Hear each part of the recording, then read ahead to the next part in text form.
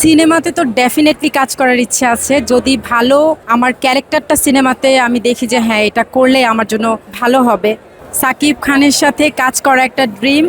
আল্লাহ যদি সহায় হন কোনোদিন, হয়তো এটা পূরণ হতেও পারে। আলহামদুলিল্লাহ, বাইফাতে আমি এই ফার্স্ট টাইম এসেছি। আমার প্রত্যেকবারই ইনভিটেশন থাকে, বাট আমি এবার এসেছি। আমি একটু সিক, আমার পায়ে একটু ইনজুরি, তারপরেও আমি এসেছি। তো আসার পর সব কিছু দেখে আমার খুবই ভালো লাগছে।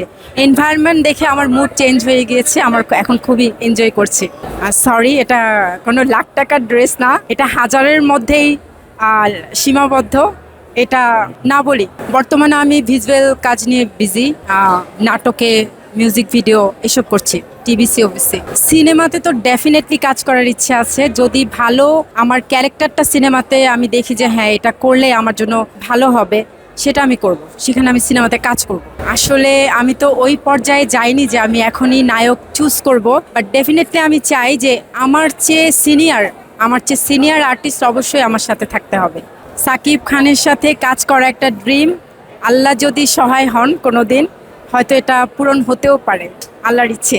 আমার তো ডেফিনেটলি 100% ইচ্ছে, বাকিটা আল্লাহর ইচ্ছে। ওইটা তো ভাইয়া যখন সে, যেহেতু তার সাথে আমার একটা ড্রিম, তার সাথে আমি যদি কখনো কাজ করতে পারি, তো সেই ড্রিম ম্যান যখন আমার ঘুম থেকে উঠে আমি যখন শুনবো যে তার সাথে আমার কাজ করার সুযোগ এসেছে, ওইটা যে আমার এক্সপ্রেশনটা হবে সেটা তখনই হবে। মানে এখন আমি এক্সপ্রেস করার মতো না।